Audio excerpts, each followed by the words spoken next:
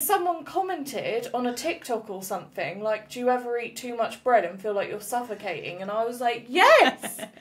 All the time! Or it's like when you, as a kid, would like drink water and you pour it into the cap and like shot it one time. Yes! Why? Make potions in the bar. Yeah.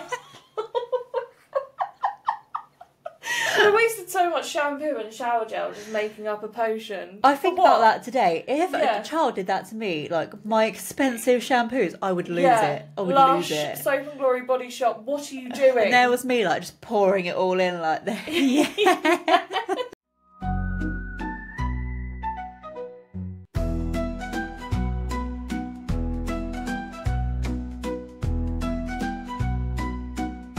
Hi everyone, welcome to episode 15 of Spooky and Kooky. As always, if you're into anything horror, paranormal, conspiracy, you're in the right place. We talk about it all here and it's a safe space. Yeah, before we start, just want to give a little shout out to our friends in the US of A, Grim Grotto podcast. They're a great podcast. They actually featured one of my ghost stories on their episode a couple of episodes ago. So we just want to give them a shout out, show them some love. It's Julie and Dave. They talk about all things. Well, that's very similar to us. All things spooky and kooky. So if you like this type of content, go and check them out because they're very similar. Yeah, they're on Spotify as well. They're on Spotify and they're on Apple Podcasts as well. Yes. So we'll drop a link in. And Julie also does little stickers. So she did one very kindly for today's episode, but it is still in flight. Looking for that cryptid portal because, I don't know if you can guess what our episode is about today from our attire. Yeah, anyone watching the video will be able to see. We are the newest members of the National Cryptid Society and we've got our merch on because today's episode is about some cryptids. Yeah, so we are representing today. We've got a bit of everything. Mothman, we got Bigfoot and we got Dogman. So, we're well and truly in now. We've covered it all. But yeah, cryptids is one of those things where there's so many that we'll probably do a few episodes on them. We've already covered Bigfoot. Yeah. We're going to do Mothman and the Bunyip today. Yeah. And then we'll probably do a couple of episodes in future about other cryptids. So if you like this type of content, give it a like and subscribe to the channel so you don't want to miss that. But also, as well, if there is a particular cryptid you want us to cover, let us know and we'll do it. Comments. Yeah. We love all the suggestions we get. So, shall we start with the Bunyip? Yeah, let's do it. Okay. So, when you go near the waterbeds in Australia, there are many creatures to be afraid of. And I'm about to tell you about one more to fear. A cryptid is an animal whose existence or survival is disputed or unsubstantiated. The Bunyip is Australia's most feared cryptid. And you'll probably see why. So, when Aboriginal stories are passed down through word of mouth and carvings on the walls, as the stories get passed down, the story can begin to get distorted or mould to fit the new culture, and the same can be said for the stories of the Bunyip. The Bunyip is a legend of Aboriginal people in Australia that is a man-eating amphibian beast, lurking in swamps, rivers and lakes. Its name originates from an Aboriginal language, Wemba Wemba, and it translates to devil or evil spirit, in the context of a water monster. According to legend, a rainbow serpent is a deity that is central in Aboriginal culture. It is the creator responsible for shaping the land, creating mountains, valleys and rivers. It is all-powerful and unpredictable being that deserves respect. Its anger to bring destruction in the form of droughts, cyclones and floods. It is said that a man named Bunyip broke one of the rainbow serpent's greatest laws by eating his totem animal. After that, Bunyip was banished and transformed into an evil spirit that lured tribesmen and their animals into the water to eat. So there's actually a cyclone going on in Australia at the moment. Yeah, I kept seeing the TikToks of like... They go surfing. It looks really fun, to be fair. They're on jet skis. Just living it up. Yeah. And I saw people, like, going on surfboards down a grassy hill. Yeah. And it looked like Celebrity Cyclone from I'm a Celeb, Get Me Out of Here. It just looked really fun. But anyway, I'm wondering if someone pissed off the rainbow serpent. Maybe. So Bunyip isn't a serpent, it's just... No, it's... The rainbow serpent is like one of the Aboriginal gods. Yeah, okay. And then this is a legend or folklore that kind of came from the rainbow serpent. So, as we can see from many cultures around the world, events that happen can be heard from culture to culture or tribe to tribe, but the understanding or details of the event is different. Many Aboriginal tribes tell stories of the Bunyip, but they differ in not only appearance but also its temperament. Some believe it is a man-eating beast lurking in waterways to snatch unsuspecting victims, mainly women and children. It's said to have sharp claws, but would hug its victims to death. Oh my God. God. I don't know if that's like a snake. You said hug, I was like, to death. I don't know if it's like constricting you like a snake, like a big bear hug. Yeah, that makes sense. That's like the only animal that does that ever. I think. So I'm assuming it has arms. Others believed it was a punisher sent to Earth to bring justice to anyone committing evil acts against wildlife. Other reports say the Bunyip has magical powers which can alter water levels, cripple victims with only its roar, and hypnotise humans to act as their slaves. More modern reports, as fear began to settle down, report that the Bunyip is more of a grazing animal and it's not even man-eating at all. So in more modern reports, it's actually a herbivore and it's treated as like a fun little character for children's storybooks. It sounds cute. It does. So yeah, it sounds cute, but it's really not cute, especially if you see some of the illustrations of, which I'll put up there and I'll show you in a minute. Oh, these aren't the ones that are in the kids' stuff, though? No. It's like a little cartoon that they put in the kids' stuff, but I think a lot of children in Australia know about it. Yeah. But obviously, I've never heard of it before, but No. I'm in the UK, so I don't think we would have done, because it's only in Australia. But Australia has all the weird animals, so it's possible. It's true. It's entirely possible. Yeah, it would make sense it would be deadly as well, just one to add to their many collections of deadly animals. You go to Australia and everything tries to hurt you. I don't need that. But then I watch things like Maths Australia, and they're just out there living their lives. They're not like, it doesn't rule their lives. They're not, Yeah. like, that's what I picture when I think of Australia. Like, all these things are just like a daily occurrence that are such an inconvenience or such a fear to you. But they're just out there living their lives and it's just normal. So But you can't even go to the toilet without fear that there's like some sort of spider under the toilet seat. that's what I don't get. And they just like, they're just out there. Yeah. Yeah. And some of those kangaroos are jacked. Oh my God, they are hench. They're hencher than some They're men. actually so scary. Like when I saw one, I was like, oh, I always think of kangaroos as so cute, and then it's there with like the biggest fucking biceps you've ever seen, ready to just punch you. That's what I mean. I'd be scared of just walking down the street and then just a kangaroo coming up and just boof, I'm on the floor, dazed, not knowing what to do. But anyway, the Bunyip. Its appearance is hard to pin down to what it exactly looks like. Some reports say it's like a giant starfish with one eye on its head and its mouth on its stomach. Some say it looks like a giant snake with a beard. Sorry, these aren't even a little bit similar. It gets more more variant as we go on.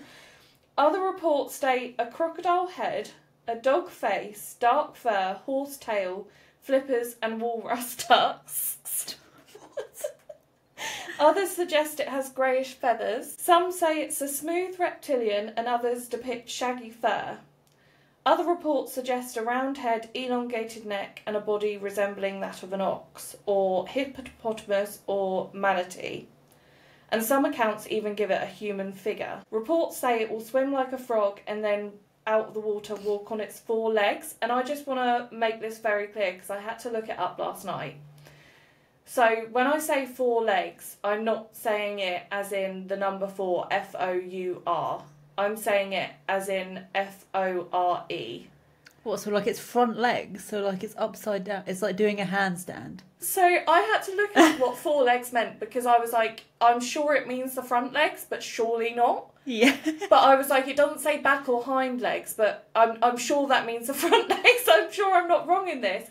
And I looked it up and it did. That's a choice. So it does a handstand and it just waddles about. I don't know, but I found that really bizarre. And that's like such a specific detail. Yeah. No other animal does that, do they? I don't know. No. But anyway, when standing, it reaches 12 to 13 foot tall. But is that when it's doing the handstand? Is that on its front or hind leg? Exactly. Earliest sightings of the bunyip describe a creature with countless eyes, sharp claws, fast speed, and a hollow boom that it uses to communicate. So, as you can see from what I've just said, none of these sound the same. And imagine if it's doing a handstand and it hugs you to death, you're like all up in the groin area. Is it in the back legs that hugs you, like kind of? That's in what I would reverse, imagine, like back up, grapple you with its back legs. just in between its butt cheeks. Crushed to death. It's a really scary being. Buns of steel. But yeah, like no one can really pin down what it looks like. And we'll take a pause here while I get the picture up because I want to show you some of the depictions of it. So yeah, like they're very different. That is so weird. So it is a really confusing cryptid, basically. Yeah. Unlike other cryptids, though, the bunyip does actually have a piece of physical evidence associated to it. Unfortunately, it has been lost over time, and that's kind of due to Europeans moving over to Australia, which you would kind of think, wouldn't you? Yeah. We ruin everything. We do ruin it all. So, in an 1851 newspaper called the Australasian, it published a report that a bunyip was speared and died after it had killed an Aboriginal man by Challicum Station near Ararat, Victoria. The bunyip lunged out the water and seized an Aboriginal man from a group of tribesmen and killed him, so the tribesmen took revenge and speared the bunyip on the riverbed.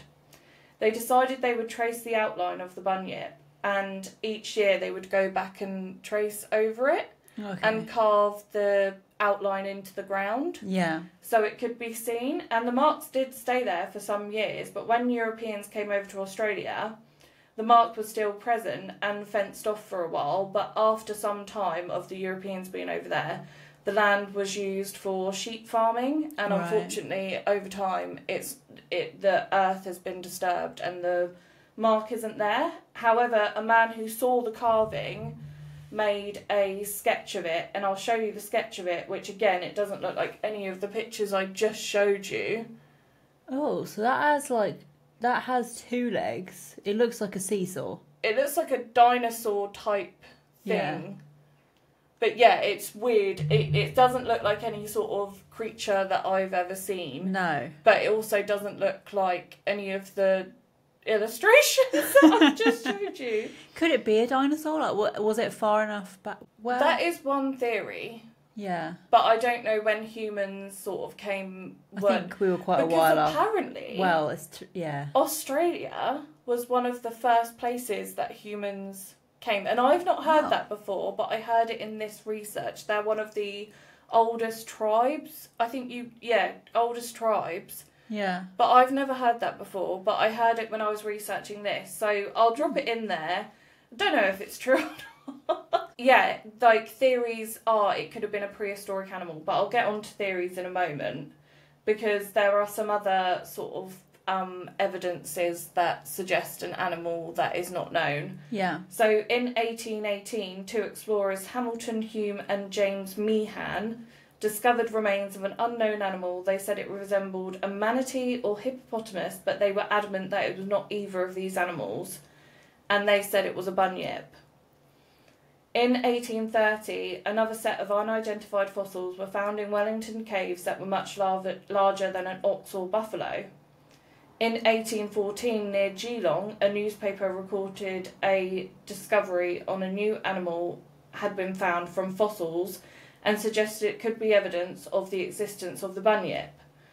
A skull was then found in 1846 in Murrumbidgee River near Balranald, and it was placed in a museum in Sydney and labelled as a bunyip skull. However, later investigations into the skull proved that it was just that of a disfigured calf. Oh. So kind of excitement died down. I think they probably took it down after that. Yeah. We were a bit like, oh, bad. That's embarrassing. Yeah.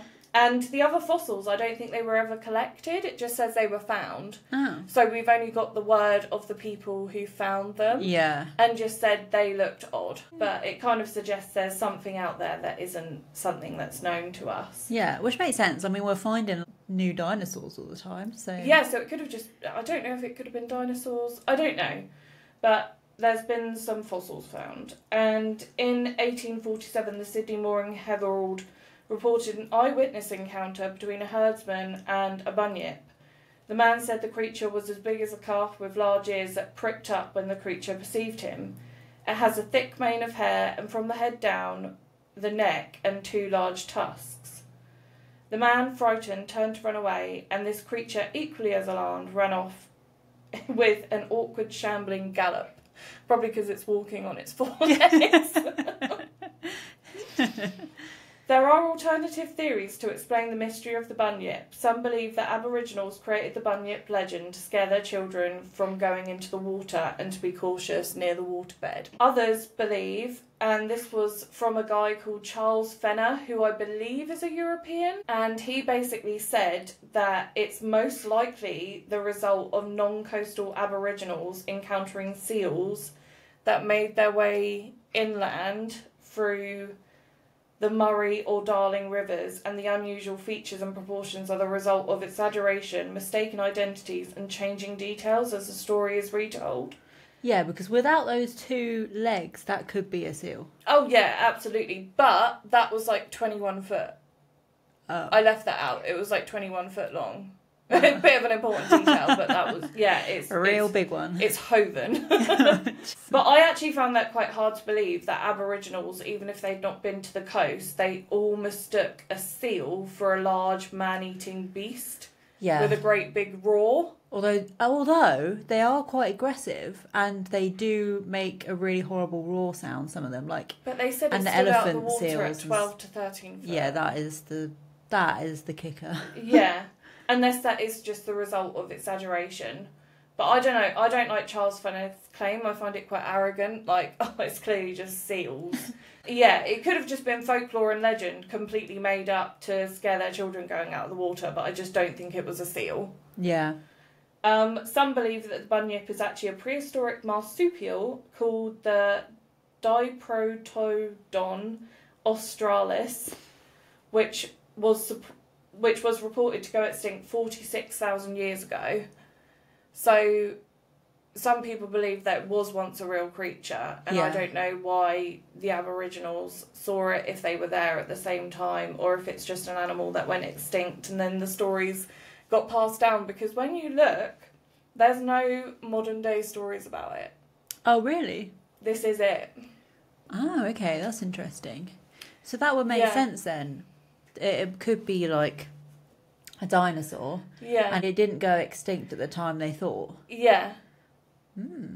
But it's an interesting one, and I think it's just quite a weird one to look into because the accounts are so conflicting. Yeah. And everyone knows me by now, if you've been watching our episodes. I want to believe.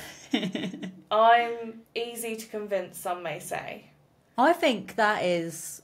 But all of the evidence really does suggest that it probably... was a dinosaur. Yeah. I'm struggling to believe it's still around today, and I'm struggling to believe any other appearances other than that sketch, because that's they traced round it. Yeah. And that looks dinosaur-esque. It does, to be fair.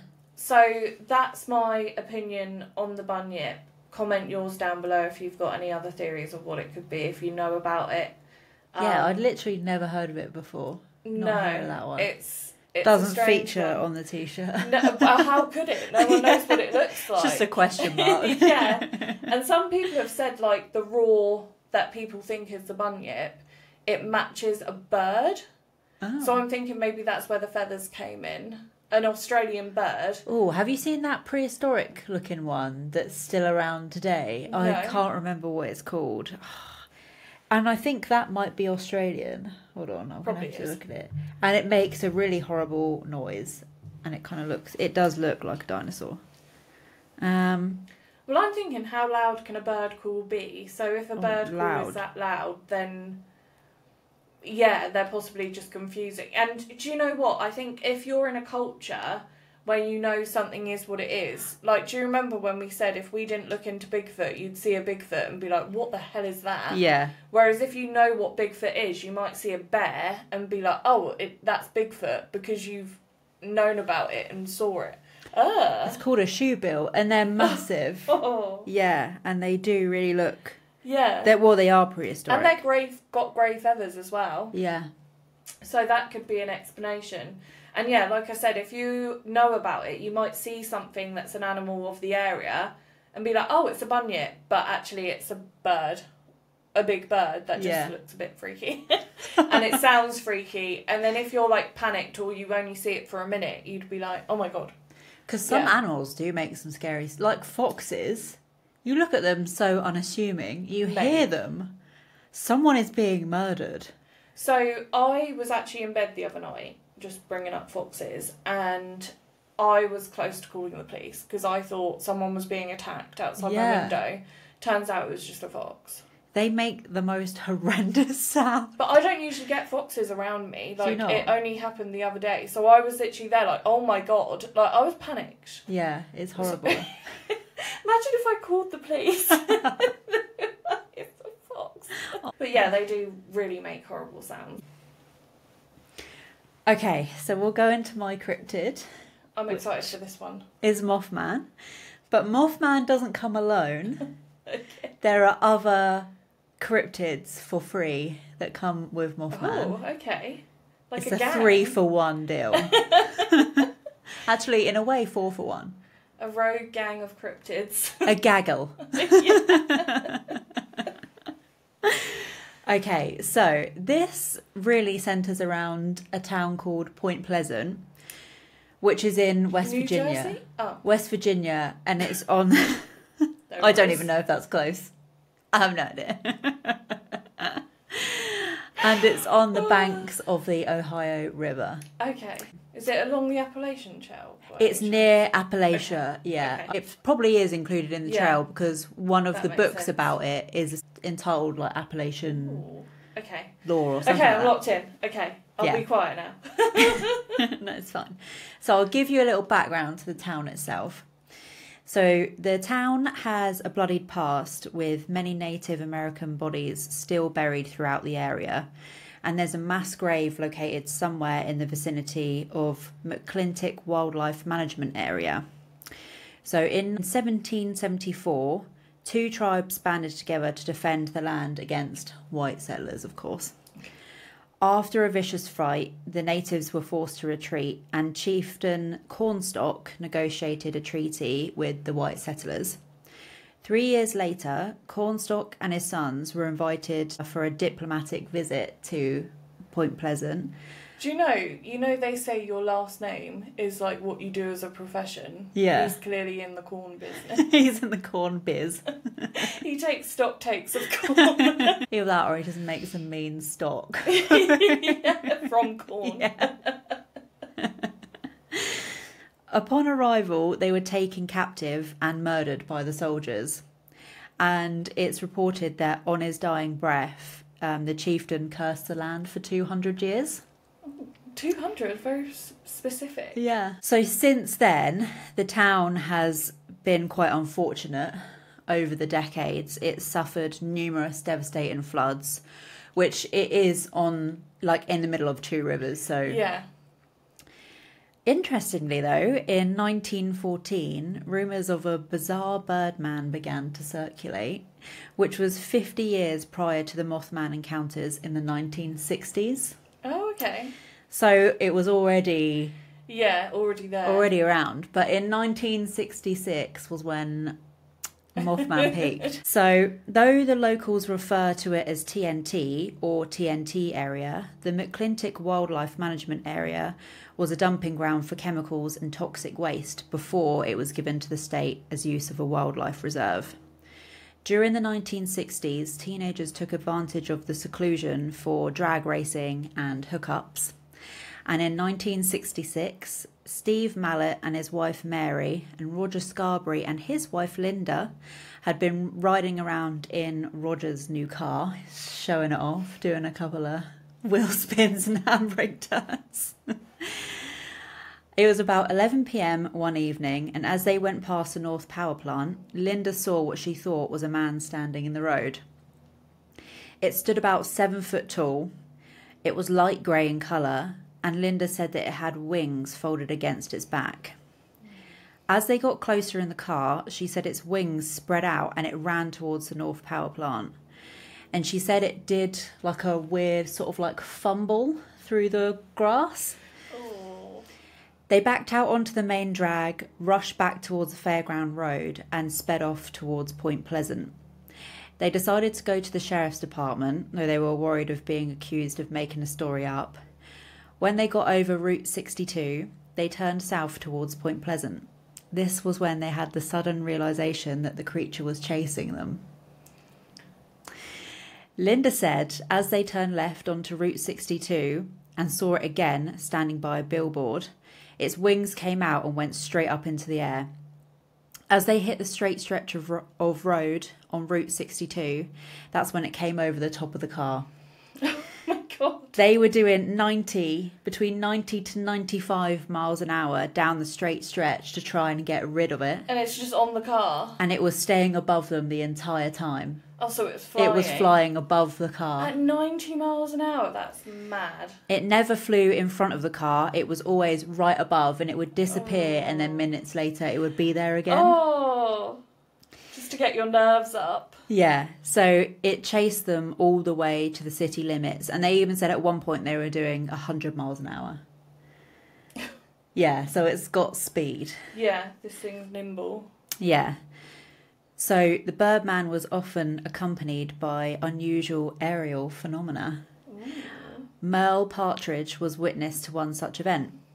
He said the TV in his home started winding up like a high-pitched generator, winding up to a fever pitch, and at the same time his dog Bandit was barking on the front porch. He got up to turn the TV down because it was starting to hurt his ears, and the whole picture, tube and everything, blew out onto the middle of the floor. So it just the TV just completely smashed. Yeah. Mel ran out to the front door and his dog took off down the field. The only thing that was in the field was a little pump house, and Mel was calling the dog, but the dog wouldn't come back. When he looked into the field, he saw red lights going around intermittently. So they were like two lights sort of chasing each other in a circle. He said after a few minutes, they just completely disappeared. At first he thought it was a helicopter, but there was absolutely no sound. Yeah, which is weird for you hear a helicopter. Yeah, so he stood out there for a bit longer trying to call his dog back, but eventually he just gave up and went back into the house. He reported it to the local authorities, state police and media outlets, and the dog was never found. Oh no. I know, poor Bandit. R.I.P. Bandit. I know. Or maybe he's not dead. Yeah, maybe he got taken. Let's hope he got taken in by someone nice, a nice family. Mothman. That's not nice. He could be soaring through the skies. No. Okay. I can imagine him with little goggles on. Like in Wacky Races, but on Mothman's back. Like, fly, Mothman. Oh. As soon as the media caught wind of these stories, people from all over flocked to Point Pleasant, and it got to the point where the National Guard actually had to step in and do some crowd control and limit the amount of numbers that were coming into the area. The Mothman incidents weren't the only unusual events taking place in West Virginia during 1966. On the 2nd of November, a man named Woodrow Derenberger was returning from a business trip when he noticed lights ahead of him. Thinking the lights were police officers, he stopped, only to discover that the lights didn't belong to a car, but what he said looked like an aircraft. He said it looked like a kerosene lamp chimney. Darren Berger said a man stepped out and approached his truck. He looked perfectly natural and normal as any human being. He had brown, thick hair, combed straight back. His eyebrows, his face, his features were very normal. I don't believe that he looked any different from any other man that you'd meet down the street. But he wasn't normal, Darren Berger said. He had a large grin and kept his arms folded under his armpits. And he earned the name the Grinning Man. And I'll show you a picture. Oh. Of what? Well, it's not a picture It's of an him. It's an illustration. Okay. I was going to... Oh, no, that's creepy. Yeah. So, though he spoke to Darren Berger, his smile never moved. He spoke, Darren Berger said, telepathically. He asked me to roll down the window on my right-hand side of my truck, and I did what he asked. And this man stood there, and he first asked me what I was called. And I know he meant my name, and I told him my name. And he asked me, he said, "Why are you frightened?" I mean, I don't know. I don't It's know. beyond me. It's the smile. "Don't be frightened. We wish you no harm," he said. "We mean you no harm. We wish you only happiness." I hear what you're saying, but your smile just tells me something else. You're speaking to me, yet the smile remains, and you're in my mind. Starters off, okay? It's funny that they don't want people to be alarmed, but then they turn up like... They're probably thinking like, I've seen them around. They all do this, and he's like, "Hi." At natural. Yeah. Don't be alarmed, anyone. Everything's fine. And he told him his name was Indrid Cold. So that was the first introduction that the world had to the entity known as Indrid Cold. Naturally, Darren Berger reported his encounter to the Parksburg police, and by the next day, the media frenzy surrounding the story took off, and he agreed to be interviewed on live TV. How do you even report that encounter? Like, what crime has been committed? Like, someone came up to me and they were smiling. The police are going to be like, "Okay, sir." Cool. We'll look into it. Kindness is not a crime, sir. Yeah. Though it is rare. After the interview aired, however, others came forward with claims that they had also seen a figure matching Darren Berger's description of Indrid Cold. One man reported that the man matching Indrid Cold's description tried to flag him down, but he was too afraid to stop. Imagine that your headlights shine on that. This man's doing a bad job of, like, convincing people, like, I'm not something to be afraid of. He's not blending. No, you're really standing out from the crowd. Other people claimed to see lights and fluttering vehicles on the road Darren Berger said he'd seen Cold on. And several witnesses reported they'd seen Darren Berger stopped on the road talking to a man. So they actually said that they saw him speaking to him and verified his story.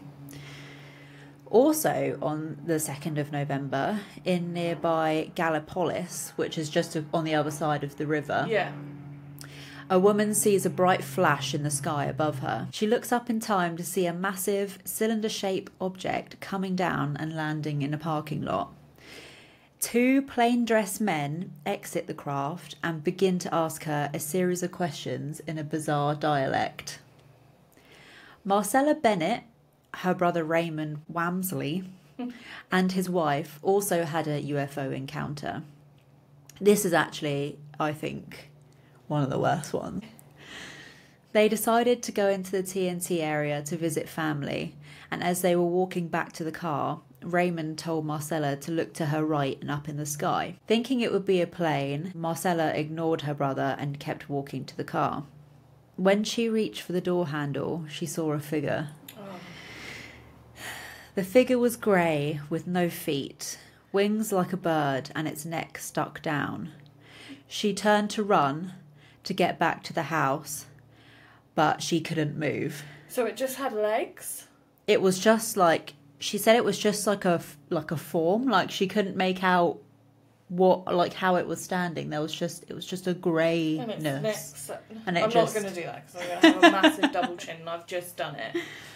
I apologise for anyone watching, but its neck was stuck down. Yeah. Oh, creepy. She then fell face down onto the floor.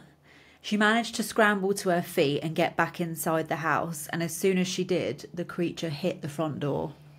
It was right behind her. Yeah. This creature wants you. They managed to get her to lie down on the sofa, but she was just drifting in and out for the whole evening. She just couldn't grasp what had happened to her. Oh, yeah, I'm not surprised. And what her brother was trying to get her to look at was these red lights that were in the sky as well. Yeah. So it all seems to go hand in hand with the Mothman sightings. Yeah, weird aerial phenomena. Unidentified aerial phenomena, UAPs. UAPs. So the Mothman continued to make frequent appearances in Point Pleasant. Most often, the creature was encountered in the abandoned North Power Plant inside the TNT area, as it was one night with Bob Bosworth and a friend in November 1966. They were both riding their motorbikes through the TNT area one night, and the moon was so bright that they said they decided they were just messing around and decided to turn their headlights off and just use the moon to guide them. I mean, that's a choice. No, do you know what? Do you ever do that thing in the car where you swap your feet around? Yeah, when you're like, I wonder if I can brake with my clutch, but then you're like, oh! Yeah, that's such a common experience. And I've heard other people, when I was saying about this, some people like close their eyes on the motorway. I've done that before. I'm not gonna lie. It's like when you need to sneeze when you're driving and you're like, I'm gonna die because of a sneeze. Yeah. But I've heard other people, like on country lanes where it's really dark at night, they'll just turn their headlights off just for like that rush of adrenaline. No, sir. This is why I hate being on the roads, because of other people who do this, even though I just said I did like two of those things. I did close my eyes on the motorway. But I'm safe doing it. Do as I say. This is for entertainment purposes only. I don't actually do that. You know what? I really hate that. Like, you think you have a unique childhood experience and everyone does the same things. And you're like, is nothing sacred? We always talk about things, though, like such weird things. It's like, I think it was episode 3. This is so random, but episode 3... you said about, do you ever get a crisp go down your throat like the wrong way? And I was like, yes. And it literally feels like it's garrotting you, like cutting through. And then someone commented on a TikTok or something, like, do you ever eat too much bread and feel like you're suffocating? And I was like, yes, all the time. Or it's like when you, as a kid, would like drink water and you pour it into the cap and like shot it one time. Yes. Why? Make potions in the bar. Yeah. I wasted so much shampoo and shower gel just making up a potion. I think about that today. If a child did that to me, like my expensive shampoos, I would lose it. I would lose it. Soap and Glory Body Shop, what are you doing? And there was me like just pouring it all in like that. Yeah. Or did you ever just like try like get left unsupervised and you're like, I'm just going to mix up random stuff in the kitchen and it would just end up like food colouring galore and it just turns brown. It's just this slop that's brown. It's like nothing. You always get that thought like, what if I put all the colours in? What amazing thing is it going to be? Brown. Turd brown. Did you ever do that we're getting so off topic here, but did you ever do that thing in like reception where you would put glue on your hands and then peel it off? That was the best. That is so satisfying. I would still do that to this day if I had that. I can't remember what glue it was called, but it was that in PVA. Those little, it was PVA. Yeah, it was in like a little with the tub, little like Tipex, and it had like a stick. Yeah, and you've got to get it just right, like just the right thickness. It started off like just accidentally getting it on my hand and peeling it off, and then I would just be sat there like.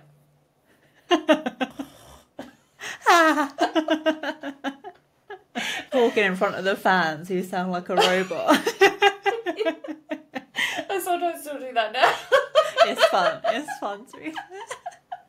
Did you used to try and put your finger in it as well? Like what? Trying to stop it. Yeah, nothing in my life is unique. No, we're all the same, turns out. I can't even remember what you last said. How did we get here? That's so funny. But do you know the first story that you said about those people just driving around in his new car? Yeah. I don't know how many people watch us from outside the UK, but I've seen the stats, and we've got some from America and Australia.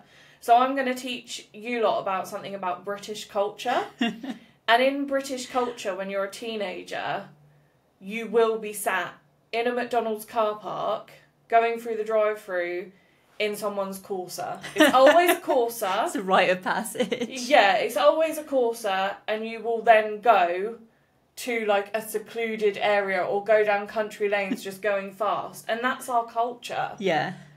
And the car is rammed. Is that max capacity? There is no suspension anymore. You've got like 5 people crammed in the back. You've got one in the footwell. One in the boot.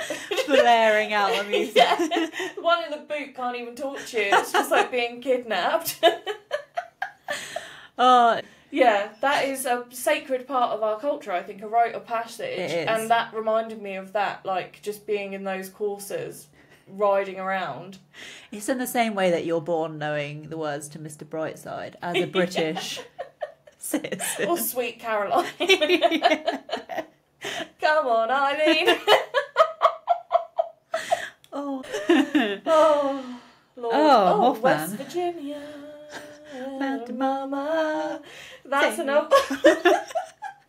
You can tell we've got the cider instead of the coffee today because we're just singing. But that was on topic because we're in West Virginia. Oh, that's so true. I brought it back. It's on we theme. circled round. We circled around in flight. And we came right back on topic. So we're going to get back into it. Oh, it was the headlights. That's what started this. Yeah. A unique experience that's not so unique. Yeah. Yeah, so they turned the headlights off and they were just using the moon to shine up where the potholes were so they could just drive around. Cycle? No, not cycle when you're on a motorbike. Drive around the Ride pothole. around. Ride yeah. around the pothole. Ride around. And then one of them saw a creature stood at the top of the power plant or plant building, and it was about 5 stories high. So they decided basically to drive into the bit and have a look and see what it is. They stood right directly underneath it, and all they saw was these 2 giant red eyes from however many stories up. El Diablo. So they thought, let's go inside. Let's just go see what it is. No. So, yeah, they went inside. Because nothing to me has red eyes. Nothing. I've never I seen guess that. unless, you know, when you have like dog's eyes, when there's something shining on them, they look like little Only demons. like in a photo, really. But they're not red. No, they're not red. They're like just piercing white. Yeah. The Sims have an option for red eyes. Oh, wow. In The Sims, you can have red eyes. Well, there we That's go. We could be in The Sims right now. We're living in a simulation. Well, yeah, because nothing is unique. We all follow the same rite of passage. We have the same cookie cutter childhood, apparently. But the building was obviously dilapidated, so the moon was shining through bits of it, so it was quite well lit. But they could make out an outline of something in the dark. And this thing walked very slowly and precisely towards them, and it stopped just before the moonlight so that they couldn't quite see it. They did say its eyes weren't red anymore, and they think that's because there was no light shining on them. They think that's what made them red. They said that it had a taper to it, like a robin, with its like wings folded back, so like you could see the broadness of the top, and then it kind of tapered to the bottom. Okay. Yeah, and they said it had no neck, just a really large head.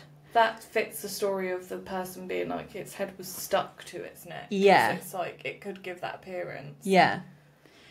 And it then walked very slowly and precisely along, they called it the catwalks, but I think it's basically like the beams across the building. And they said it didn't even like hesitate. It just walked on that tiny little plank. What does the rest of its face look like? Like, does it have a beak? Is it... No one can see. Oh, that's creepy. I want to know what its face looks like. Yeah, all the accounts just say it's like a grey shape with the red eyes. And do you know what does have red eyes though? What? I've just thought of this. I think if you look very closely, like when people have got pictures of them up close, like flies and insects have red eyes, so I wonder if moths have red eyes. That's probably why they call it Mothman. Yeah, but like with the wings and everything. Because you see some of the... if there's a connection. Yeah, like some of the images that people have drawn of Mothman, it has like fly eyes. Yeah, because it's not like they call it Birdman. Yeah. Yeah, in this they call it Birdman and Mothman. Oh, okay. Because of the wings, if I saw something with wings, I would call it Birdman unless there was specific characteristics that make it look like a moth. I think it's because it's like grey. A lot of people have said it's like lunar in colour, like a dirty lunar colour. Maybe I'm thinking too deep into it, but I'm just thinking of ways. Yeah. Okay. And I think because its body looks kind of like... It's got the red eyes on the t-shirt. Yeah. Yeah. Its body is kind of like... It's not fluffy, but like, you know how moths are fluffy? Like fuzzy, like a peach. Yeah. Like fuzzy. Yeah, I get you now. Yeah, so it walked out onto the catwalks and then they heard what sounded like wings, and that was it. A further sighting occurred in a car. As a woman turned to look out of her window, she saw a grey figure next to the car as they were driving, matching their speed. It really loves to do that, and you know what? That actually would be terrifying. I think I would crash my car. Yeah. Maybe not intentionally, but I think the panic of it, I wouldn't try and outrun it. Or maybe I would try and like just hit that baby in reverse and be like, break with my clutch foot. Then it would just do a U-E and come around. Wow. So they said it was hard to tell if it was running or flying next to them. They couldn't really see enough. It's like Edward in Twilight when he's running up that. And they said no matter how fast they drove, it was still at the window. So they tried to lose it like you suggested, and they made a sharp turn right into the TNT factory building, hoping to lose it, but it didn't work. It stayed right next to them. They swerved again around another turning and came to a complete stop and like tried to collect themselves. And suddenly the creature jumped onto the hood of the car and stared at them both in the eyes. It would go from like one person to the other. And they said it was like crouched down. What does it want? Staring at them. Could just want a friend. Like the other person, the smiling man, was like, don't be alarmed. It's Mothman's interesting. Like, don't be scared. Don't run from me. And they're just like, why are you chasing me? Why does everyone scream? There are some theories that the Mothman himself is more of a spiritual, like a vision, and Indra Cold is the embodiment, the physical being of Mothman. That is what some people have claimed, and that he's trying to come to people in a form that is less terrifying. He's not doing a very good job. Okay. So the creature was on the bonnet and it just jumped off and literally with one bat of the wings ended up on the top of the building again. If it were you, what would you do after that? Do you know what? I don't even know, because I'd be so like wrapped up in what I had just seen. Like, what do you do after that? Just go home and carry on? Or do you, like, try and chase it? I would probably look it up to see if anyone else had that same experience. Yeah. And you're with people in the car, so I'd probably just, like, look at them and be like, what was that? Do you know what they did? Got out the car and started throwing bits of coal at it. Yeah, I probably wouldn't have chosen that point. And the brother got a bigger bit of coal and it just about missed the creature. And it was at that point that it got its wings out at like full span And they were like, fuck. They ran to the car, locked the doors, but instead of attacking, it was the bigger moth and just flew away. Do you know, that's so much like the story of when they saw that giant squid in the water and they went over and hid it. Just don't poke the bear. When I was watching a documentary on this, they said, like, when the people started flocking to the town, they were all asking if they could shoot it. And they all were coming with their guns. And I was just like, for fuck's sake. I've said it before and I'll say it again. Why do we have to poke the bear? At every turn, humans just have to poke it. So, yeah, more and more sightings came flooding in. And people were reporting a large 6-foot bird-type creature with red eyes on the roofs of people's homes, in the backs of their gardens, or just running into nearby woods. And that's what I find interesting, that sometimes it just ran. And I imagine it like an owl. You know how it kind of like hops along a little bit? It's just the weirdest little run into the woods. Yeah, I feel like this guy's just about. Yeah. He gets about town, if there's only one of them. Well, there has been reports of multiple as well, in different sizes too. But Thomas Urey also saw a giant bird circling his car, but this was in the daytime. So there have been a handful of daytime sightings of Mothman as well as at night. So it's not even nocturnal. Which is interesting. And you'd think it would make sense to be nocturnal if it had really big eyes. But it doesn't sleep. Maybe they don't need She to. never sleeps. Or they just take it in turns. Yeah. Maybe, like the Bigfoots, like day watchers and all of that. Yeah. Day moth. So at first, he also thought it was a helicopter above him. Yeah. But it got closer and closer to the car, and it was circling like birds of prey do. Even if it was a helicopter, I'd be like, why? What did I do? It's like I'm in GTA. And as with each circle, it just got closer and closer. And then he realised that this thing had a 10-foot wingspan. Like, it was huge. But he didn't get the sense that it wanted to attack. Yeah. He got the sense that it was just trying to feel him out. And he was just intrigued by it as well. So there was just some sort of, like, understanding between them. Yeah. But he was also just trying to go faster and faster, trying to outrun it. But it wasn't until he got past the river that it finally just backed off and flew off, basically. There were also reports of the Mothman sightings being more supernatural in nature. Almost like a mental type vision.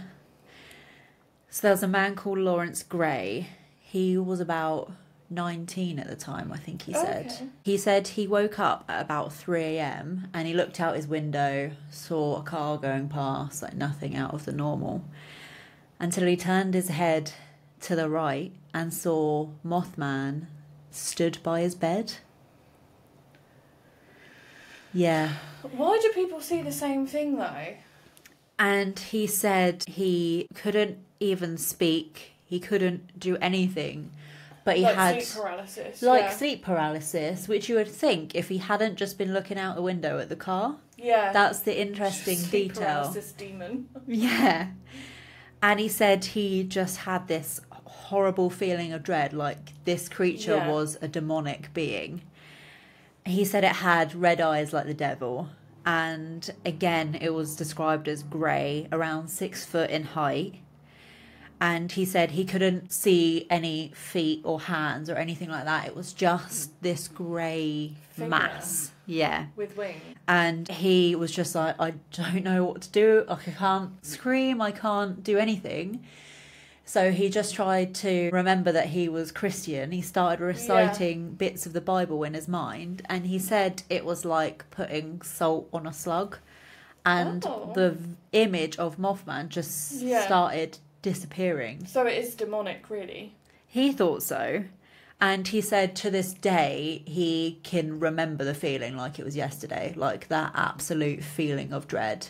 And he said beyond doubt that thing was demonic. Like, it was definitely evil. Yeah. I think it could be like a presence that's evil, but I don't think it's a mental image because so many people are describing the exact same thing, which would be odd. It's just interesting as well that it hasn't actually attacked anyone, although it did try for that lady when it smacked into the door.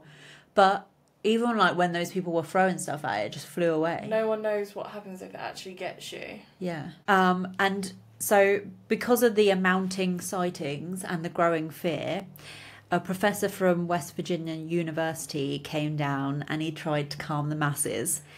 He said that what people were seeing was nothing more than a large bird or a sandhill crane. Because they migrate in that area anyway, he said he thought that one of these birds would have landed in the TNT area, drank some of the water that potentially had like chemicals in it from when they were getting waste. I know where this is going.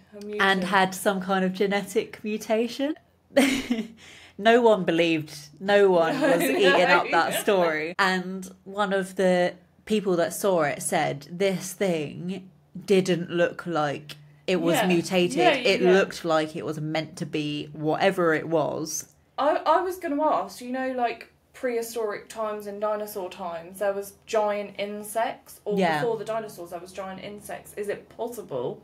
Is that a theory, or...? Well, the reason why there were giant insects is because the oxygen level was much higher. Yeah, so it probably wouldn't have survived and thrived.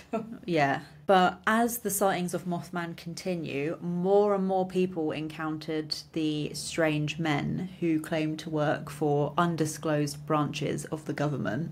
Oh, it's always... There's always the government about.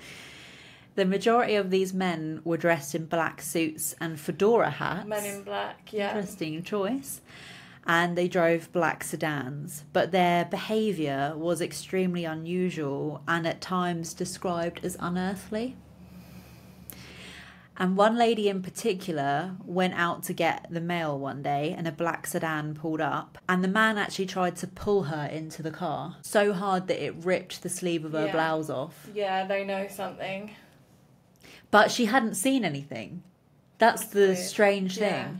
So, yeah. Okay. Is it government? Is it not? Yeah. Yeah. Is it like something else? Indrid Cold type? Yeah. On the 5th of March, Miss Alice Bradshaw reports seeing a shiny saucer-shaped UFO while travelling on Beyond Street. Love that, Beyond Street. Across town, Dolly Grady confirms her own sighting of the same craft. And on March 20th, near the manufacturing plant, more UFOs are seen. Throughout 1967, sightings are in the hundreds. Yeah. Okay. On 19th of May, 2 women were driving along Route 62 near the TNT area, and they observe a dark form with 2 brilliant red lights hovering in the sky above them. Though it was airborne, they said it appeared to be some sort of man, and suddenly a larger red light appears to float towards the red-eyed man until the two seem to merge. Oh, okay. The 2 women rush into town to report the incident, and a few hours later, many others in Point Pleasant report seeing a flaming UFO land in a field near the junior high school. Yeah. So the story basically comes to an end in the 15th of December 1967, and this was when the Silver Bridge collapsed. So on that particular day, the lights were out that monitored the traffic on the bridge. So it was rush hour traffic. There were multiple HGVs, cars, bumper to bumper traffic, when one of the cables on the bridge snapped. And basically it started to swing and half of the cars fell into the river. That's terrifying. As it swung back the other way, the other cable snapped. So the entire bridge collapsed. That curse is doing its thing. That curse is cursing. Yeah, quite a lot of people died. They even had like towboats in the area that were coming in to see if they could try and help save some people. But after that point, the sightings of Mothman really calmed down. And there weren't really many after that. They still have some to this day. Yeah. And there's still quite a lot of UFO sightings. But Mothman himself... Yeah, less frequent. Less frequent. However, he's been sighted all over the world. Oh, okay. And usually coincides with some sort of disaster. So they think that the Mothman is some sort of like harbinger of doom. Oh. And like a prelude to some sort of event. That's the story of Mothman. Yeah, so it's just interesting that so many people saw both Mothman, UFO sightings, strange men. Like it had it all. It just really felt like something out of Men in Black. With the Men in Black. I remember in the Bigfoot episode, that researcher said, you know, the cryptozoologists and the paranormal people don't talk to each other, and then the alien people don't talk to them because they think it's silly or whatever it is. But it's all so deeply connected that they all need to share ideas and like come together. Yeah, and now they have in the town they have a Mothman parade. And there's a Mothman museum as well. Why not? Yeah. This guy... A whole museum. Yeah, he was... I think he said he was about 7 at the time it all kicked off. But he, over his life, was just collecting like news articles and stuff about Mothman, and he's the one that's got his own little museum. I know. Yeah. Bit of a trip, really but worth it. Yeah. It really did have it all. Yeah, that... Yeah, I don't even know what to say. That's weird. I hope I never see him. What I did find interesting, though, was at the start of the sightings, people, like when it was in the early 1900s, people sort of described it more as a bird, and some people back then said it did have a beak.